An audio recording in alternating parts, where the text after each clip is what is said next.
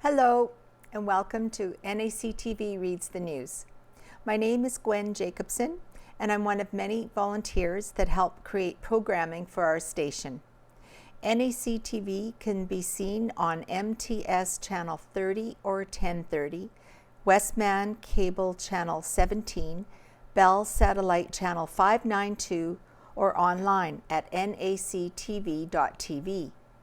These programs are made possible by our volunteers, staff, advertisers, as well as donations made by you, the viewers. If you are enjoying your NACTV experience, please consider supporting us by either donation or volunteering. You can contact our office at 204-476-2639 or at nactv@wcgwave.ca. This week's edition of the Neepawa Banner and Press is dated Friday, December the 8th, 2023. On the front page, we have a few pictures of the holiday train that delivered Christmas cheer to Neepawa. The CPKC holiday train made a stop in Neepawa on Monday, December the 4th. The festive train makes stops in communities across Manitoba, Saskatchewan, and Alberta from December the 4th to the 9th. See how this little ramp comes down and all of a sudden a band starts playing right there, and they have free hot chocolate for everyone. There's some more pages on this page, so I'll just go to that one. Helping to make the holidays merry and bright in Neepawa, NCMC receives generous donation from this year's holiday train and attendees. By Casper Werhan.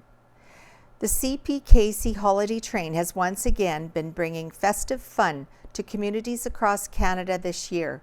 One of the stops was made at Neepawa on the afternoon of December the 4th, entertaining attendees with live music performed by Anyway Gang, hot chocolate and lights. I thought the holiday train was a great event. It was great to see the community come together, especially on a Monday afternoon, said Amanda Naughton-Gale, Director of Ministries for the Neepawa Community Ministry Center, or NCMC/Salvation Army. A big thank you to the classes of students that attended. That brought a great energy to the crowd, and the band certainly loved it. The holiday train's goal each year, in addition to spreading cheer, is to support food banks by raising money, food, and awareness for food insecurity issues. With this in mind, the NCMC was glad to receive a set of generous donations from both the CPKC and those in attendance. Along with the donation of $3,500 from CPKC, we also collected 270 pounds of food and $849 in donations. This will be beneficial to keeping our shelves full for the over 50 families we are assisting each month through our food bank. This year's event marks the CPKC holiday train's 25th annual run. So here we have pictures of Amanda Naughton-Gale, the Director of Ministries at the Neepawa Community Ministry Center, receiving the check of $3,500 on behalf of the center on December the 4th when the holiday train came to town. And this is Mayor Brian Headley speaking also. The individuals here were just a portion of the crowd that were in attendance. Up close and personal to the stage were plenty of enthusiastic youths that shared their energy with the performing band Anyway Gang. And here there's a nice picture of the band. After Neepawa, they went on to the town of Minnedosa to perform also, and I was there with my grandchildren, and they had a good turnout too.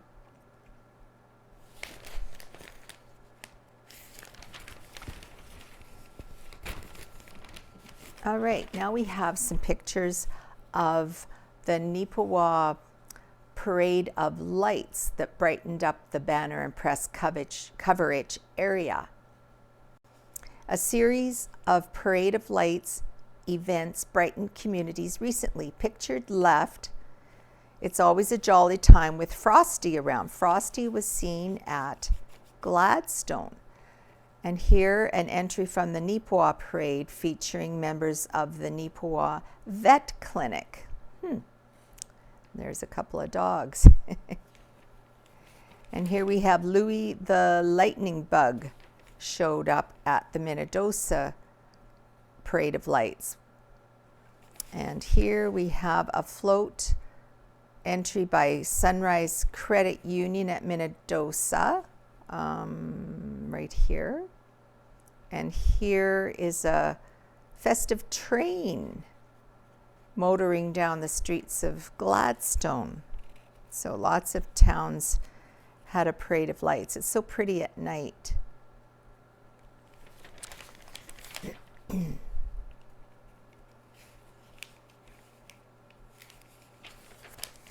Let's see here. Turn the page. Let's go on to Helen Drysdale out of Helen's Kitchen. This week her topic is guacamole. The holidays are brimming with opportunities to gather with family and friends. Few snacks or appetizers make people happier than a bowl of guacamole. It's a crowd pleaser and it turns any gathering into a party, whether it's served with tortilla chips, with fresh vegetables, placed inside a burrito, a fajita, or a taco. Freshly made guacamole is always a great addition. Guacamole has been enjoyed from sometime in the 14th century.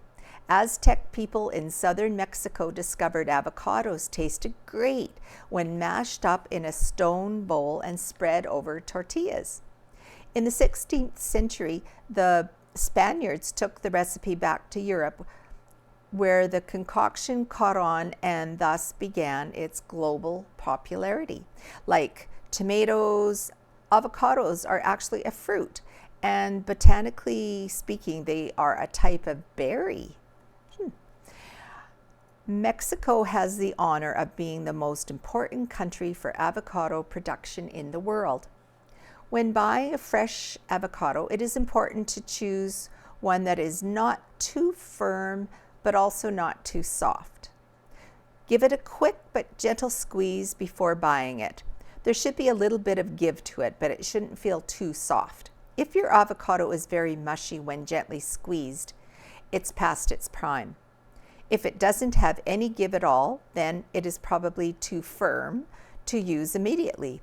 If you are not planning on making the guacamole in a day or two, then the firmer avocado will be fine. Just let it sit on your counter for several days to ripen. If you're looking for a way to keep your avocados as fresh as possible, place ripe avocados in the refrigerator until you're ready to use them. To open your avocado, cut it from stem to stern until you hit the seed. Repeat this if you want to cut it into 4. Twist to separate, pull out the seed, and peel back the skin like a banana. To prevent your avocado from browning, put it in an airtight container. Smooth the top with a spoon and cover with a 1/2 inch of water. The avocado is so dense that the water will not be absorbed at all. When you're ready to enjoy, gently pour off the water and stir before serving. Refrigerate for up to 2 days this way. I never knew that.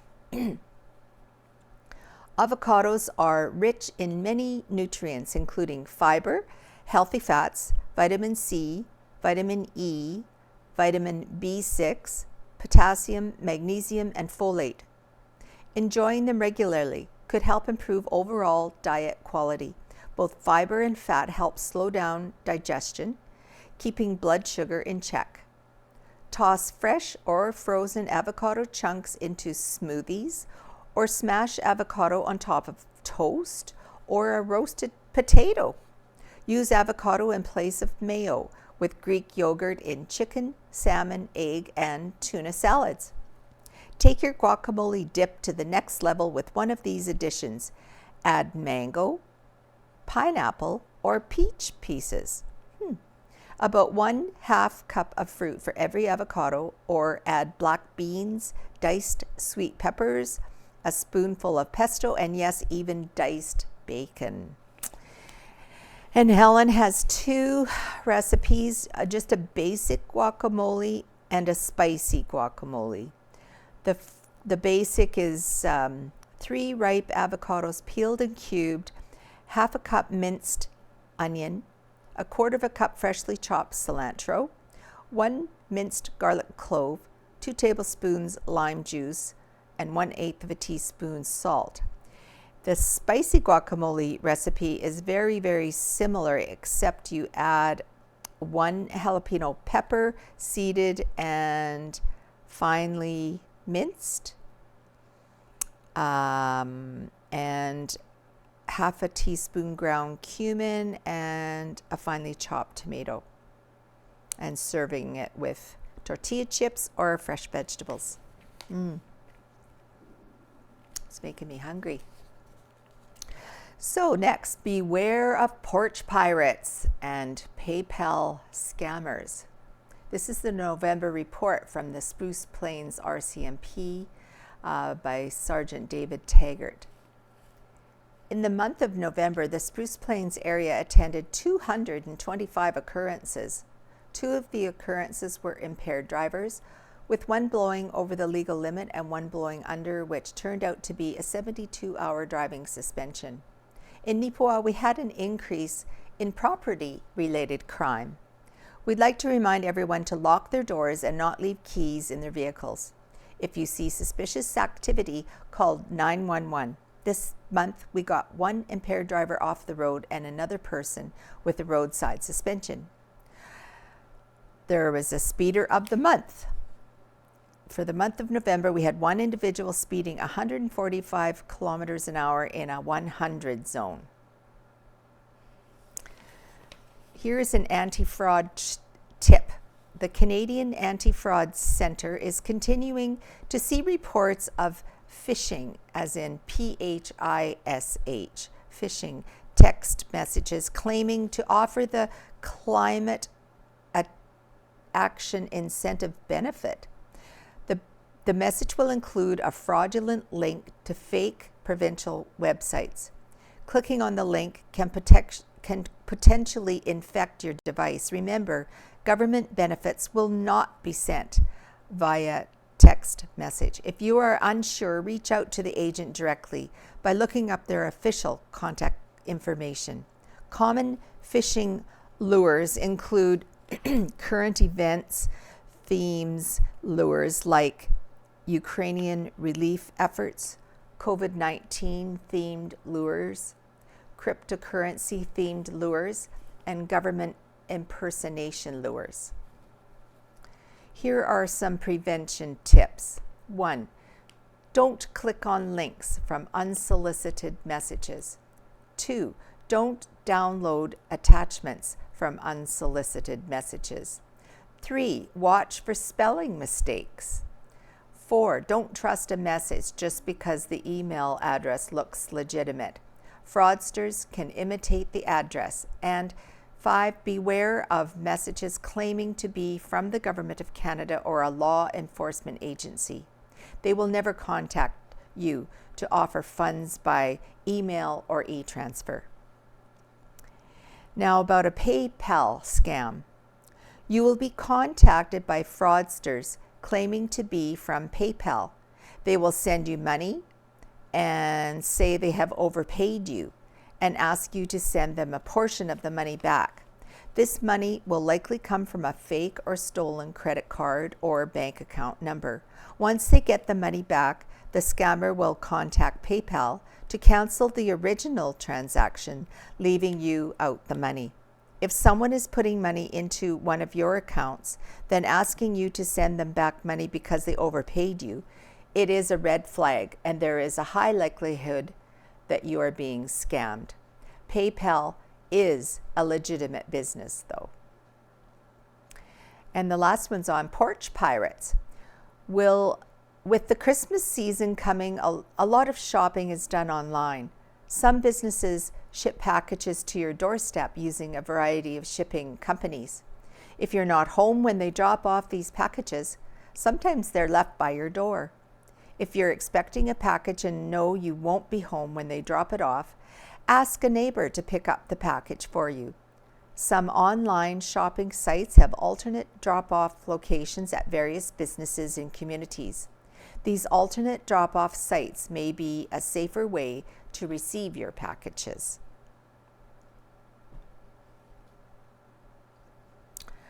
Rural Outlook page. Local wins awards at Agribition, submitted by the Neepawa Banner and Press. RPY Paynes Cassidy 144KET was slapped National Grand Champion Limousine Female at the 2023 Canadian Western Agribition Limousine Show, judged by Joe Epperly Albion from the United States. Cassidy is owned by Eden Meadows Farm, Zener, SK and Hard Rock Land and Cattle Company, Paul Dulles and Madison Robertson from Neepawa. This win made Cassidy a two-time qualifier for the CN Beef Supreme Challenge, having previously been Grand Champion at Manitoba Ag X, where Supreme and Grand Champions from major livestock shows across North America are invited to join Agribition's Grand Champion bulls and females to compete together for the Supreme Champion title. This elite multi-breed competition is judged by a panel of 5 respected cattle producers. Over 100 head of cattle compete to be the best of the best from across Canada and the United States. Madison Robertson exhibited Cassidy in the BMO Junior Beef Extreme Show, judged by Tyler and Aaron Libke, Hanley, Saskatchewan, and was Grand Champion Limousine Female. Carson Baker from Neepawa, Emily Spears from Alexander, Ali Lavich from Carberry, and Cora Baker from Neepawa represented the Manitoba Youth Beef Roundup judging team at the Canadian Western Agribition Canadian National 4-H and Youth Judging Competition. This competition helps develop the skills of our young agriculture judges. The competitors have the opportunity to attend and view one of the world's largest international agricultural marketplaces. This is the 3rd time Cora has represented the Roundup team. The team was accompanied by Tim Baker. And here we have a picture of the Grand Champion. Now, also a 4-H article from 10B 4-H by Avery Smith and Kendra Ott. The 10B 4-H Club has continued the action at the Beautiful Plains Ag Complex in Neepawa this fall. Using the Neepawa barn has made fall riding comfortable, thanks in large part to Ken Dalglish's arena preparations. Throughout the end of October and the start of November, our 4-H Club has done tons of fun hands-on activities. We are proud to have had Shelby Gillies join us to teach roping, barrel racing, and horsemanship. The 10B 4-H Club also took the time to celebrate Halloween and recognize Remembrance Day. Shelby Gillies started with the review, taking things back and slowing things down to work on our horsemanship skills. She talked about having gentle hands and not yanking on the horse's mouth. She also showed us and explained that horses appreciate using leg pressure to guide them. Shelby is a 2-time high school rodeo champion and is currently active in the Heartland Rodeo Association. She took the time to do a hands-on activity to show proper roping techniques using square bales of hay and ropes. Yeehaw!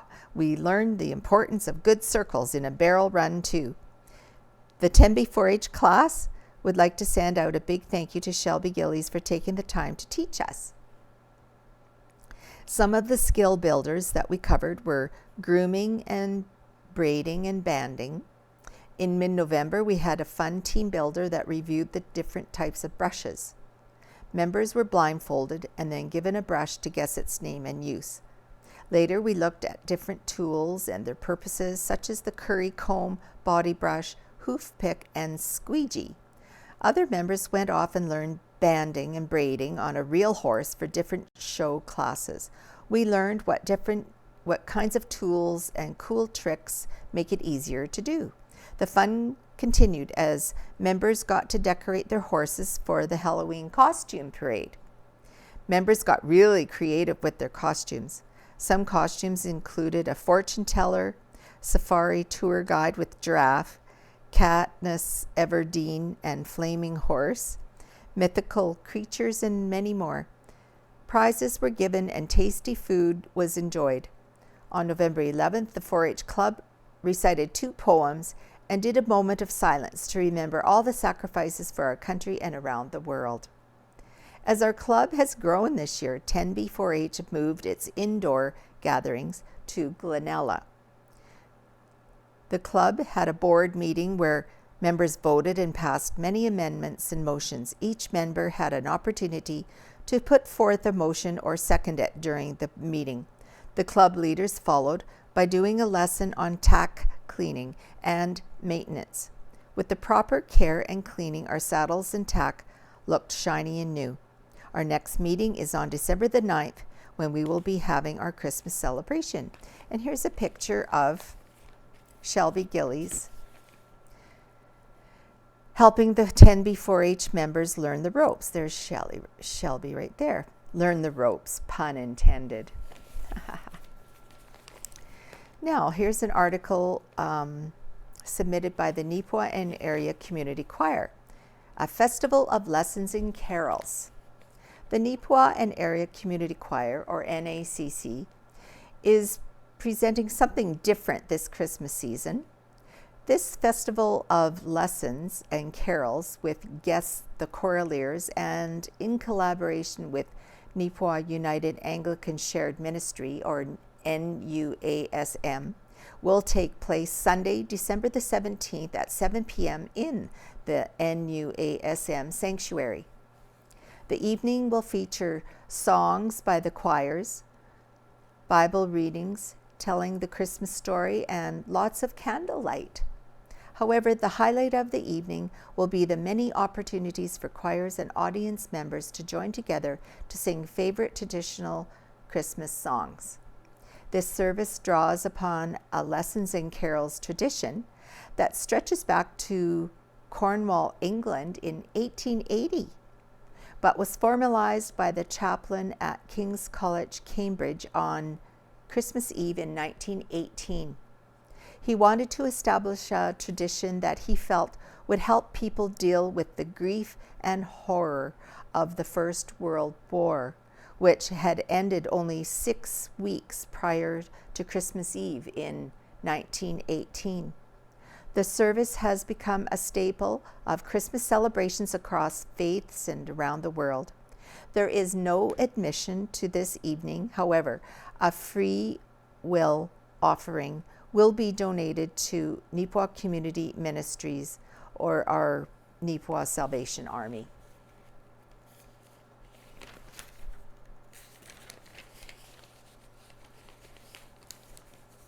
Here we have the Neepawa COPP supporting Miles for Mental Health, submitted by Neepawa COPP, which also stands for Neepawa Citizens on Patrol.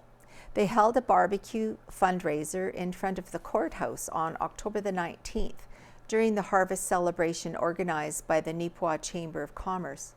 While COPP received sponsorship from Neepawa Gladstone Co-op for the use of their barbecue, and Dan volunteered to help. Sponsorship was also from Neepawa Safeway and Fresh Mart, Neepawa COPP volunteers handed out hot dogs with donations earmarked for Miles for Mental Health.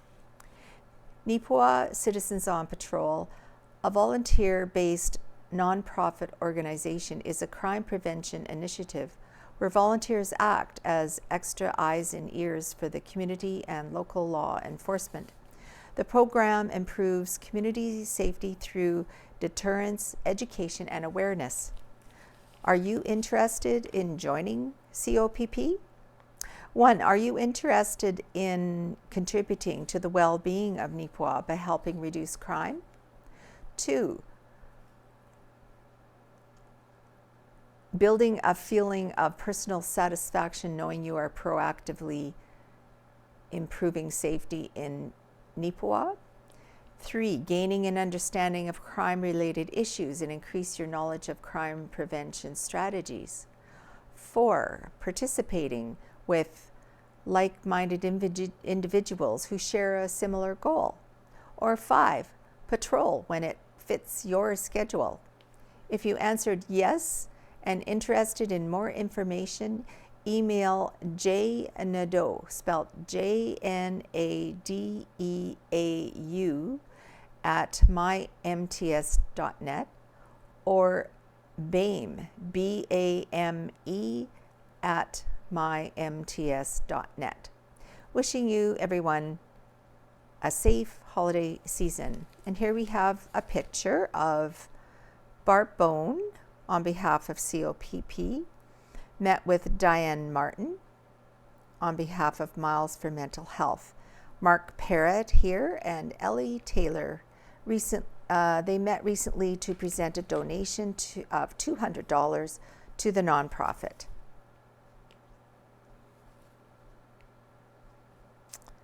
And we read that already. Now, here's an article about Carberry holding their first Christmas tree lighting by Jolene Belsiunas.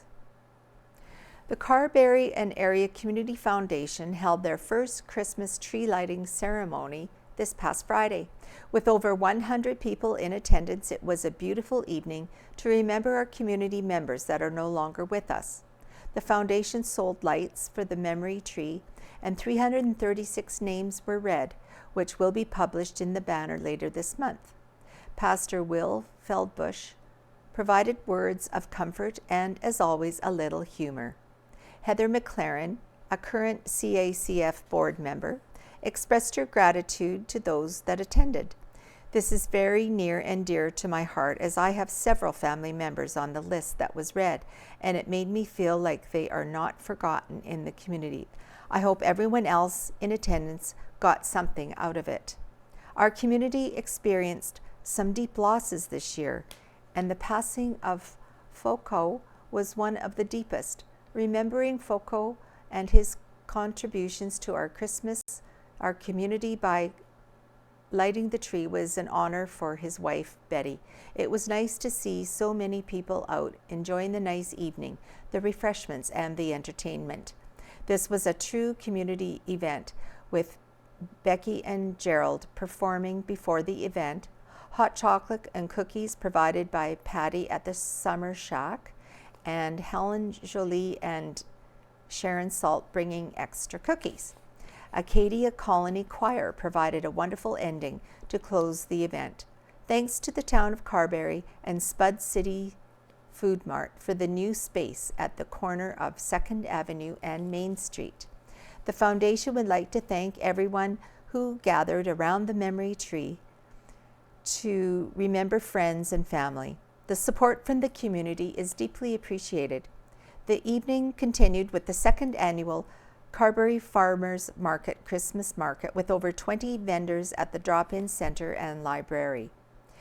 With entertainment by Shannon Downey and a surprise visit from Santa, the library was a busy place.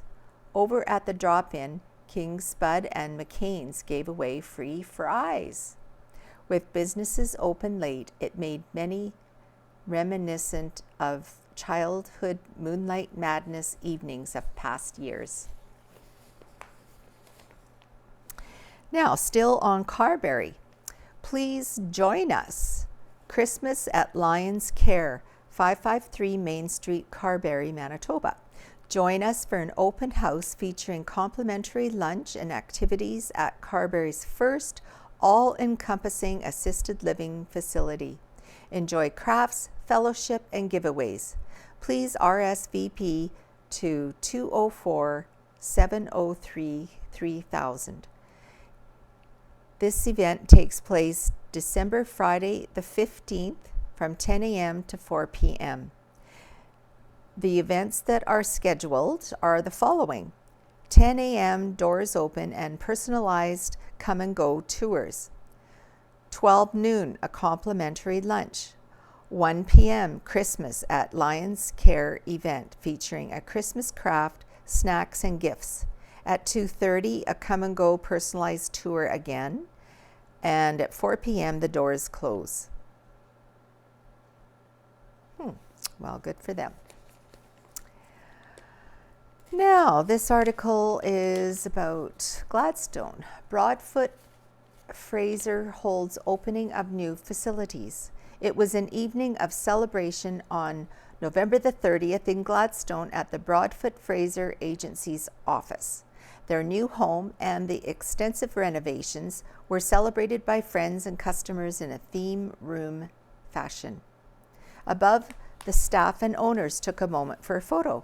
Pictured here are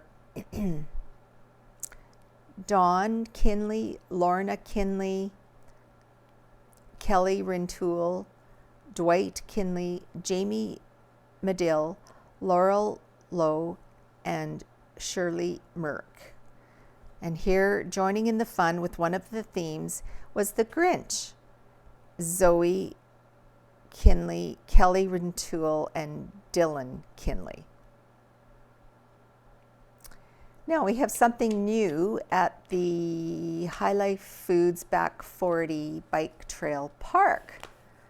2 observation towers have been placed across Neepawa. One is pictured at the bike park. The second has been installed at the Rotary Park near Park Lake.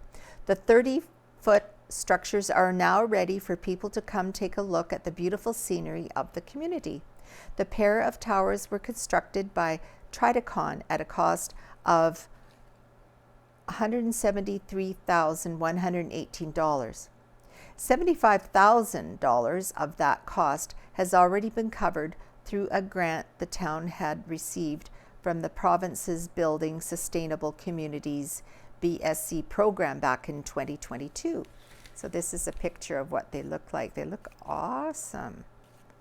And the Rotary Park near Park Lake, the Park Lake is has finished their renovations, if you want to call it at that, after we lost all the water. So the water will be coming in again next spring, as I understand. And so these towers will be perfect timing for looking over those. Now, here we have our sports pages. First one is about the Neepawa Titans hockey team. Kasprick hat trick leads Neepawa to victory over Winnipeg Freeze by Owen Devereaux. The Neepawa Titans bounced back from a disappointing 6-2 defeat in Swan River to win at home in impressive style on Saturday, December the 2nd. Cooper Kasprick led the way with a 4-point outing, which included a hat trick to lift the Titans to a 6-3 win over the Winnipeg Freeze. The game appeared to be perhaps over early as Neepawa scored a pair quickly in the first period. A shorthanded goal from Hayden Stock, along with Kasprick's first of the night, made it 2-0 less than 10 minutes into the regulation. The Freeze, however, are not the same pushovers this season that we have seen in previous years. Winners of 3 of their last 4 games, Winnipeg battled back with a pair of goals of their own to make it 2-2 after 20 minutes. The second period proved to be where the game was to be won or lost, as the Titans rallied with 3 goals. Kyle Weisgarber and Cale Benson scored on separate power play advantages. Kasprick, meanwhile, collected his second of the evening on even strength. For the third, Elliot Perreault scored his second of the game for Winnipeg, but that would be it for the Freeze.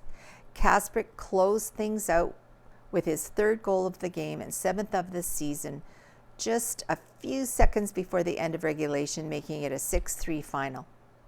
With 19 points now in his first 27 games, Kasprick has already matched his entire scoring output from the 22-23 MJHL season, his first full year with the Titans.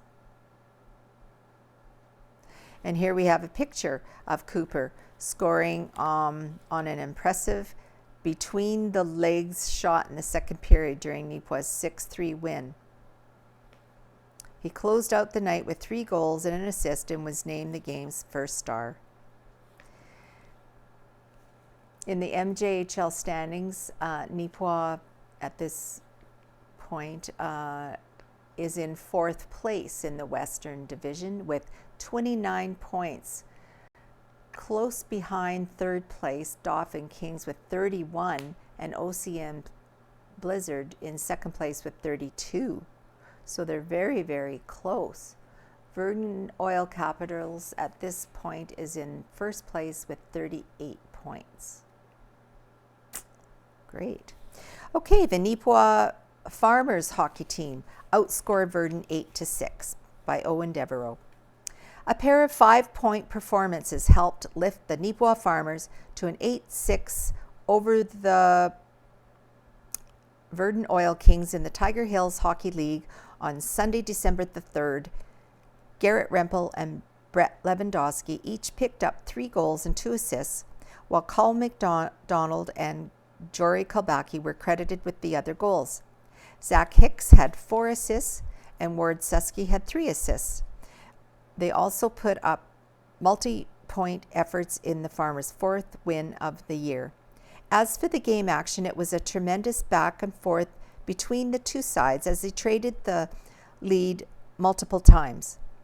Neepawa found that extra gear in the final 12 minutes of regulation, however, scoring the final 4 goals of the game to secure the win. With the victory, Neepawa upped its record on the season to 4-4-0. The previous night, Neepawa lost in Minnedosa to the Bombers 3-2.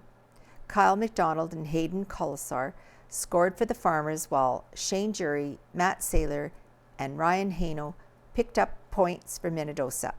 The win for the Bombers improved their records to 6-2-0 and put them into 2nd place in the Eastern Division. The Killarney Shamrocks remain the top team in the East, as well as the league in total, with an 8-1-0 start to the game. In Gladstone, a huge offensive onslaught, including 6 goals in the second period, powered the Gladstone Lakers to a 10-4 victory over the Souris Elks on Saturday, December the 2nd. Gladstone's success came from the core of its lineup: J.C. Kennedy, Jory Geddes, Sean Kubis, and Jesse Toth. Combined, they accounted for a grand total of 6 goals and 11 assists. That's not to say, though, that the rest of the team didn't play a major part in their win, as Riley Bruce scored twice and Trey Evanson had himself a goal and an assist. Lucas Smith had the other goal for the Lakers in this massive win, which improved them to 5-2-0 on the season.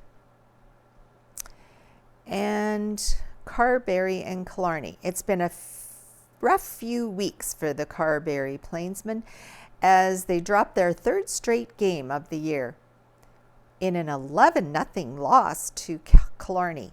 There's no shame in the result, as the Shamrocks has simply been dominant for the entire season with a +40 goal for and against average. The Plainsmen will have the opportunity to reverse their fortunes before the Christmas hiatus with a home game versus Pilot Mound on December the 8th and a pair on the road against Wawanesa and Minnedosa before December 27th. And just back to the Neepawa Titans, they have three home games coming up. 2 are before Christmas. December the 8th at 7:30 p.m. against Sikapo again. That should be a good one. And December the 10th at home at the Yellowhead Center at 6:30 p.m. So that's Sunday at 6:30 versus Steinbach. And then they won't have a home game after that until January the 5th. Now, this is exciting. Hockey Day in Carberry. This past weekend marked a historical hockey game for Carberry minor hockey. A few managers discussed the idea of an all-girls game as part of Carberry's annual Hockey Day. Between our 3 under-7 teams, there are 9 girls playing co-ed hockey this year. The idea of an all-girls game began forming. Through manager contacts, they were able to set up a fun game against an all-girls team from Brandon. The girls were excited, and you could not wipe the smiles off their faces. The confidence that grew at this game was unbelievable. Some girls had never touched the puck in a regular game, so this was an amazing opportunity for our girls to learn more about the game of hockey. In a time not so long ago, ringette was encouraged as the alternative for females wanting to play hockey. Players like our own Morag McPherson paved the way, providing strong leadership for these young female hockey players. Morag was raised in Carberry, playing minor hockey with her dad, Dan McPherson, coaching her, leading her career to play for Team Canada in 1997. 2 amazing coaches believing in the importance of girls' sports, Kelsey Dixon and Claudette Christensen, stepped in to coach this team. They not only coached this groundbreaking team that provided guidance for the girls and made sure they were aware of the significance of this game. Coach Claudette said, knowing how powerful it can be to be a part of an all-girls game, I was more than excited to accept the invitation to coach. The girls played so hard, and I really saw a boost in their confidence and self-esteem. Seeing the girls' smiles miles wide behind the cages made every minute precious. Watching my daughter smiling and giggling in the dressing room before the game even started told me she was where she belongs. She was relaxed, yet so excited. Sometimes she's quiet in the room. Her male teammates are amazing little boys, but there is something different about being with just the girls. They all smiled throughout the game, having cheering battles with the Brandon team and celebrating their goals with each other. This single game showed my daughter that she can have success, fun, and be competitive just by changing the dynamic. It is my goal to get an under-9 girls team started in Carberry next year, so this excitement doesn't fade. This was by Lisa White. The girls were each presented with a commemorative engraved puck, and one was added to the display trophy case at the Carberry Recreation Center. On the other side of the ice for the 7 under team, Rhett Mans and Ryder Minchell were top goal scorers. Marley Dick continuously hit the ice with passion and intensity. William Spulnick showed great sportsmanship, helping up a teammate after an open ice collision. A full effort was put forth by all, and the coaches were proud of the camaraderie formed between players who have not been combined on the same team yet this season. The under-7 split into 2 teams and played McGregor to start the day. Carberry goal scorers were Hunter Hume, Lawson Schaefer, Orion Allen, Bailey Holiday, Coulter Dixon, Kovu Lekman. The under-9 team played Deloraine Saturday and tied 7-7. Caden Chandler scored 3, Mason Wright had 2, and Hudson Mann scored twice in the last 2 minutes to tie the game. Sunday in Souris, Carberry won 9-3. Goal scorers were Caden Chandler with 4, Mason Wright had 3, Jax Minchell had 2, and Leighton Klein Hunter Phillips played both games in net. The under 11 team played at home on Saturday against Oak Lake and came out with a 7-6 win. Angus McLeod scored 3 times. Asher Fryer notched a pair of goals, and Brody Serminski and Liam Huskins had 1 each. On Sunday, they traveled to Deloraine, but unfortunately ended with a 9-1 loss. The under 13 hosted Boys of Ain and lost 14-3.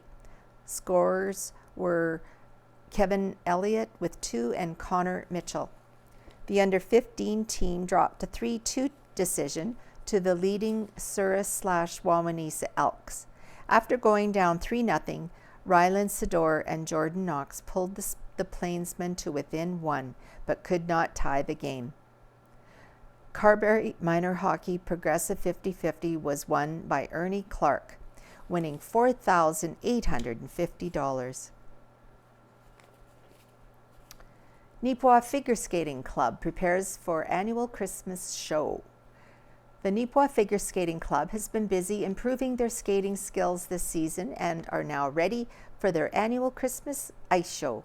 This season we have 19 star skaters who skate Mondays, Wednesdays, and Fridays with coach Kim Smith. Many of the star skaters are hoping that the ice show will help them get the jitters out before all the competitions in the new year. We also have 26 can skaters, helped out by many of our star skaters. These tiny skaters are sure to put everyone into the Christmas spirit. The annual Christmas ice show will be on Sunday, December the 17th from 3:30 to 5:30 p.m. at the Yellowhead Center. Admission is a silver collection and or a non-perishable food item or toy item to be donated to the Salvation Army. NFSC is excited to perform for our many families, friends, and community fans. So please come out and join us for some great skating.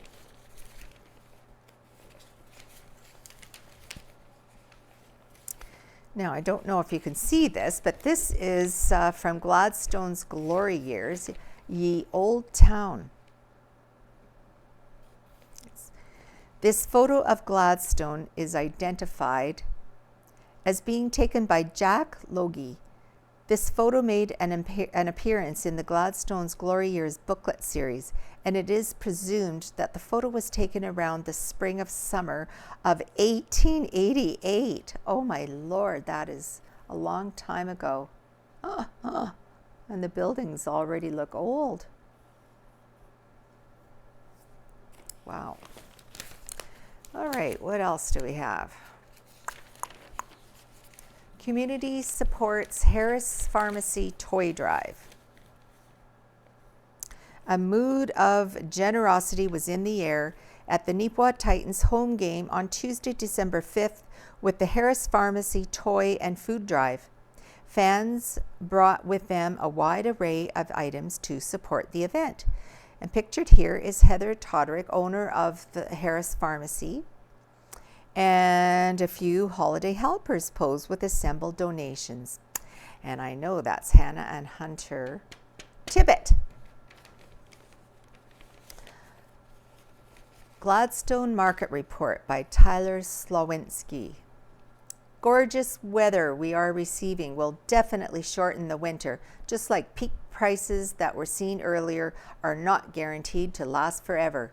Cattle futures were hit hard late last week, along with the first few trading days of this week. Thankfully, they have recovered somewhat of what was lost throughout today, much the same as the previous week. The feeder market was definitely spotty. Seemed like feeder cattle in all classes were seeing signs of pressure, especially second cut and anything rough around the edges.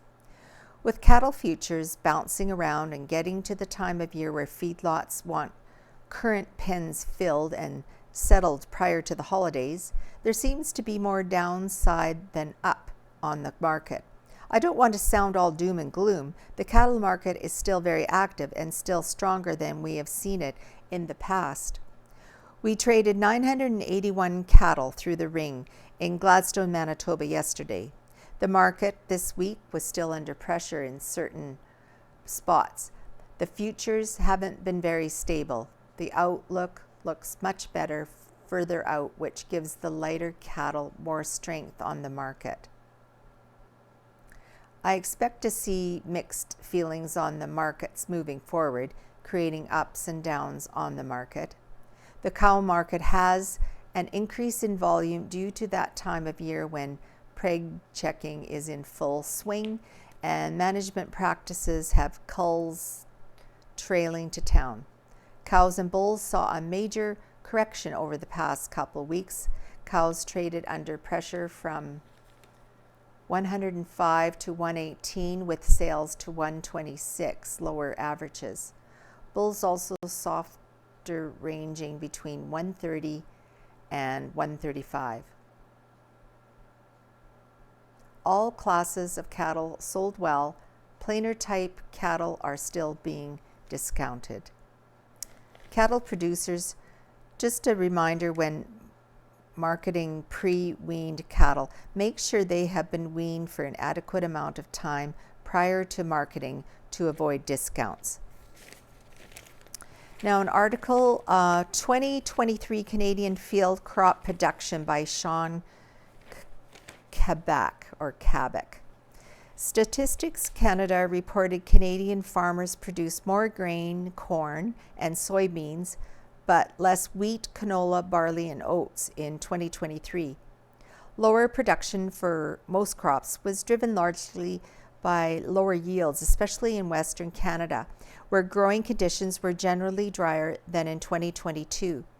Total wheat production fell by 6.9% to 32 million tons in 2023, attributable to lower production in the prairies. Lower yields offset the higher harvested area. Wheat production in Manitoba rose 8% to 5.1 million tons in 2023.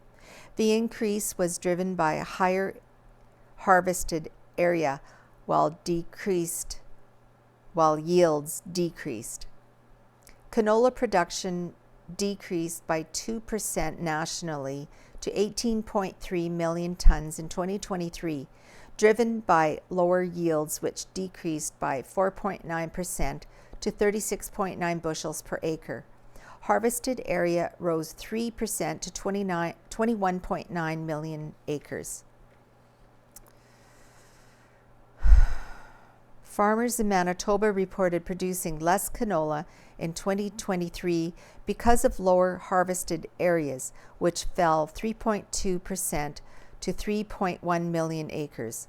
Canola yields in the province fell 0.2% to 43.2 bushels per acre.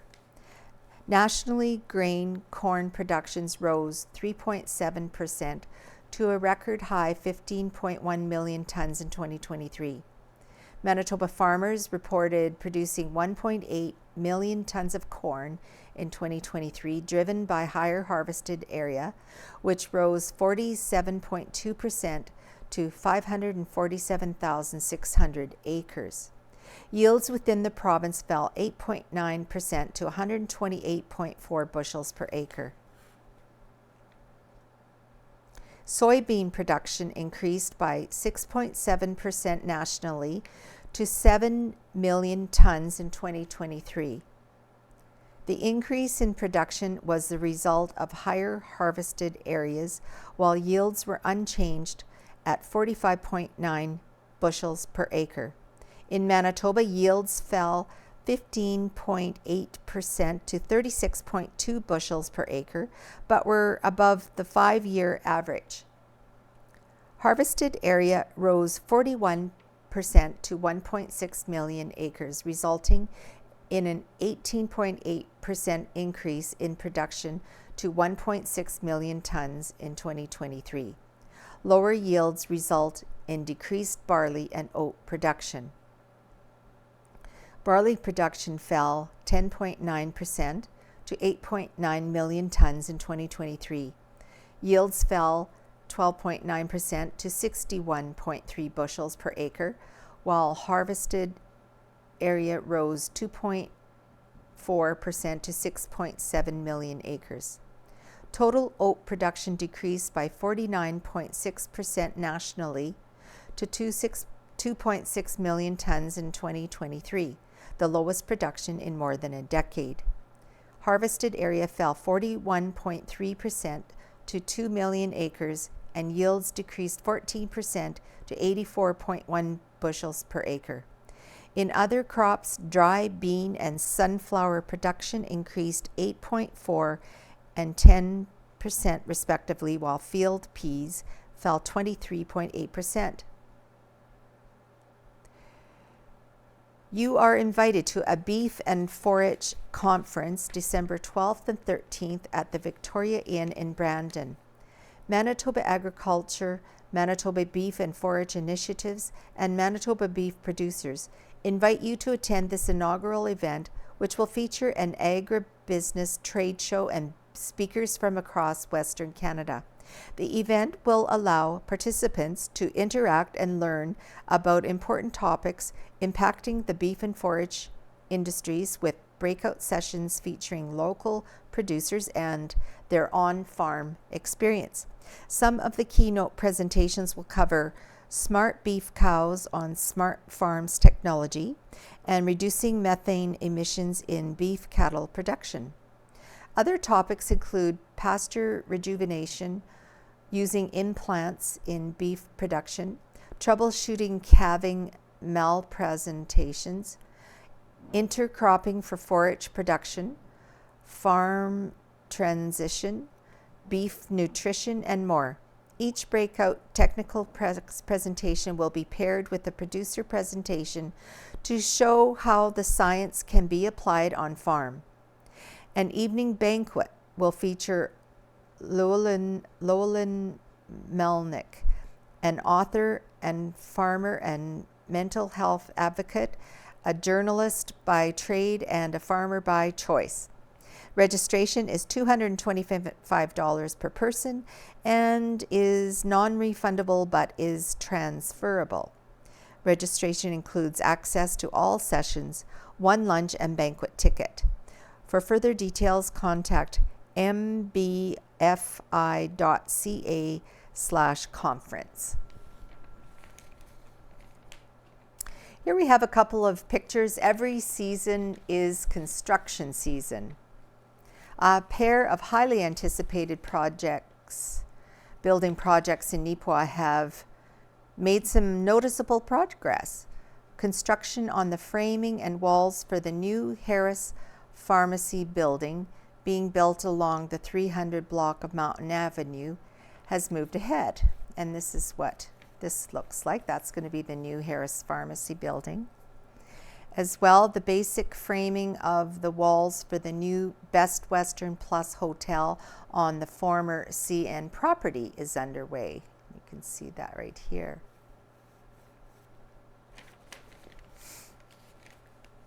Frozen Fire Studio nominated for National Business Award by Owen Devereaux. The accolades for Frozen Fire in Neepawa continue to grow as the local recording and production studio has now been singled out for some national recognition. The Canadian Choice Award, or CCA, has nominated Frozen Fire for a 2024 Best Business Award. Annually, the CCA recognizes the best small to mid-sized Canadian-based businesses which provide exceptional products and services and enrich the communities in which they are owned. Frozen Fire owner and operator Jeff Descender spoke with the Banner and Press about the acknowledgement and noted that it really came out of nowhere. To be perfectly honest, I didn't even believe it at first, said Descender. These big national things normally you don't expect to hear about in the rural communities.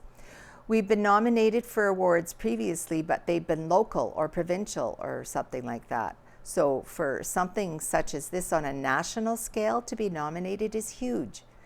Descender added that the fact that this is a recognition of the business aspect of the production company makes this even more rewarding, as previous recognition has focused on their artistic endeavors. This factors in all of us. Every person connected to Frozen Fire is a part of this recognition.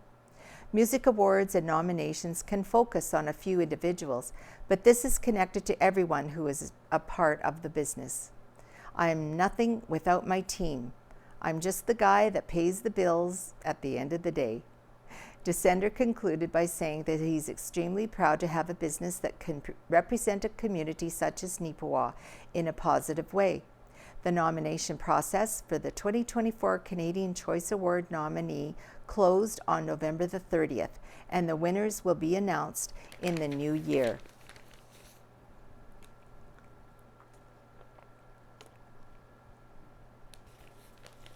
Here's a couple of pictures.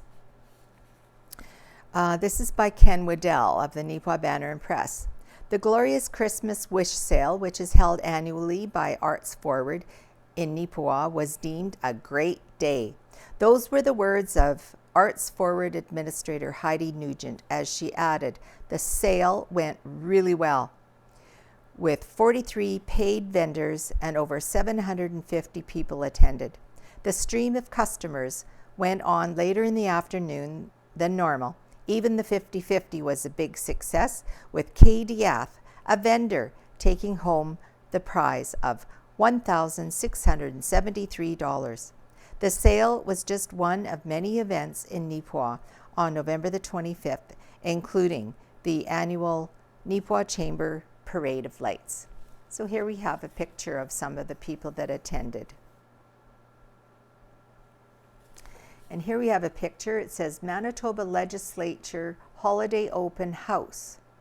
Riding Mountain MLA Greg Nesbitt received many guests at the Manitoba Legislature Holiday Open House. Among the people visiting were Reverend Chad McCharles of Neepawa, who grew up in Nesbitt's hometown of Shoal Lake, and his daughter Amy, in the Manitoba Progressive Conservative Caucus Room at the Holiday Open House. Many Manitobans took the opportunity to meet elected officials, tour the building, listen to choirs, and enjoy refreshments.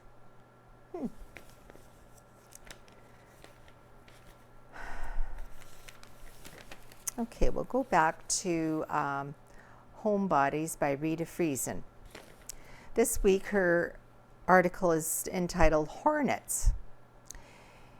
In the Old Testament, there are several stories, 3 that I could find, where hornets played a determining role in a battle. Swarms of hornets deterred a pursuing army from overtaking their target in 2 of these recounting. And in the 3rd, the sting of hornets actually killed the opposing kings, 3 of them, even when they hid in a cave. So why in the cold month of December am I even thinking of hornets? The stinging, buzzing hornets made the enemy willing to go, even in retreat.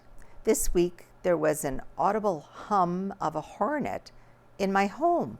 I had every intention of deep cleaning the bathroom before the holidays, for I will have family with me this year.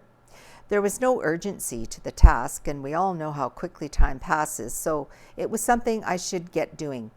The other day, I lit a candle in the bathroom. It was an older 2-wick candle, a lovely mulberry scent. I was home for the day, so I didn't give it much thought.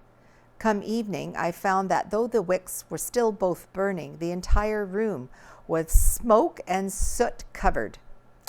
First clue was a blackened toilet seat. Looking around, I saw that every cobweb was clearly outlined, and the corners of the room looked darker than usual. Oh, yikes! The towels and shower curtains smelled. Lifting the bath mat left an outline on the floor. I started with the load or 2 of laundry that evening and progressed to washing walls, ceilings, and floor the next morning. Even the grout in the shower was discolored. To say that I had my morning's work cut out for me was an understatement. I have an agreement with my grandchildren that I don't climb ladders without a spotter, so I resorted to my 2-step ladder, straining to reach the inner corners of the shower area. Standing on the counter allowed me to clean the light fixture. I was ever so grateful with every up and down, for to be found in violation of our agreement would be embarrassing. Even the screen on the window needed to be cleaned. It's not a large bathroom, but I had to change the wash water 3 times. When I had cleaned the bathroom to my satisfaction, I checked to see if any other walls or ceilings had been stained. Thankfully, no. Probably in part that the bathroom door is most often closed. I have a dog, you know. That smoking candle was my hornet. Something unpleasant, giving me a very good reason to approach the task. Way back in Sunday school / vacation Bible school days, we learned a song about the hornets in the Bible called "He Does Not Compel Us to Go." The chorus is, "God does not compel us to go. Oh no, He never compels us to go. God does not compel us to go against our will, but He just makes us willing to go." Looking back over my life, I can see several times when the approach of a swarm of hornets has influenced my decisions. And sometimes it took a sting or two before I moved.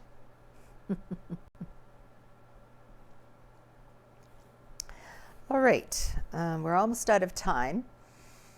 I'll read Neil Stroshine's Faithfully Yours. This week it's entitled Gifts That Keep on Giving, Part 2. International travel can pose some interesting challenges, especially if you travel by air. My wife Catherine and I experienced one of these challenges several years ago. We were at the Palm Springs airport preparing to fly back to Winnipeg following a Christmas holiday in Southern California. We checked in, got our boarding passes, and headed for security. At the time we took our trip, the United States was still fighting the war on terror. Tensions were high everywhere at border crossings and especially at airports. The day before we were scheduled to leave, the alert level had been raised to orange from yellow, so we knew that getting through security would take longer for reasons I will outline below. As most of my readers know, Catherine is a stroke victim. She wears a brace on her left foot, which stabilizes her ankle and enables her to walk. It contains several metal parts, which set off alarms when she walked through security's metal detector. We explained this to the people at security, and they assigned a female officer to her. After I cleared security, she took us both to one side. What happened next is something neither of us will ever forget. The officer took Catherine to a chair and explained what she was going to do.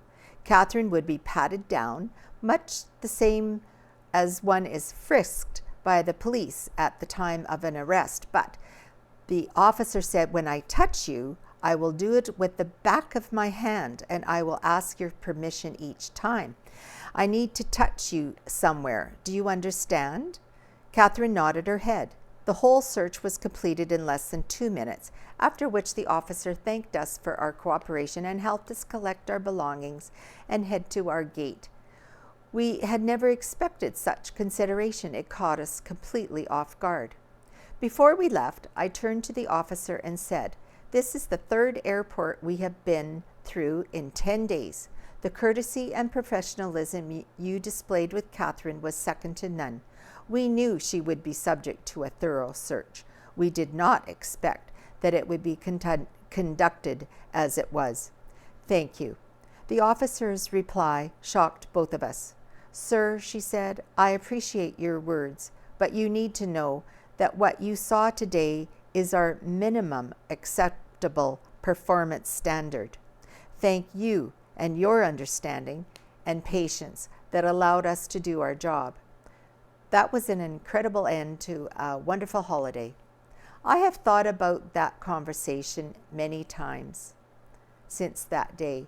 I wondered if that officer shared that experience with her family, and if she did, how much better it made them feel to know that her work was appreciated by 2 of the hundreds of passengers she screened that day. I'd like to think that our words made a difference, if only for a short time.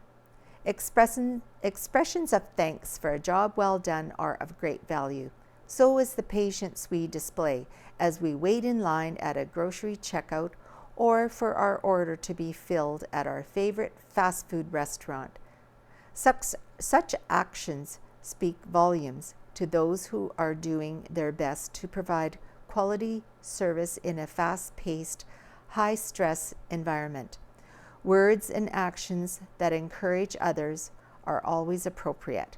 They are gifts that keep on giving, and we should share them wherever and whenever we can.